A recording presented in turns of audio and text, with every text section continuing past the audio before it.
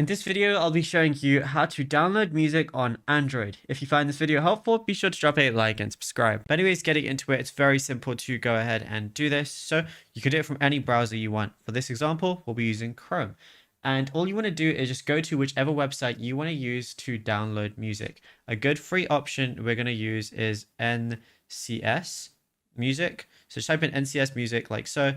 Go ahead and search it, and you're going to see ncs.io as one of the options. Now, this is all copyright-free music that you could go ahead and use. So let's say I wanted to download this track right here. Obviously, I can go ahead and find whatever I want, and they also have like different genres and moods and things like that that you can also filter through. But let's say I want to download this. All I'm going to do is click the download button. Then it's going to show me the track. Click download again, and as you can see, it says file downloaded at the very top. Now we'll leave that for now, but let me just show you. You can search genres as well. Let's say I wanted to go into this. There's all these different songs that you could go ahead and download as well if you wanted to. Now, if you're wondering where it gets saved, what we can do is go over to your My Files application. And then as you can see, it says one new file added recently. You can even just go to audio files and it's going to be here as well.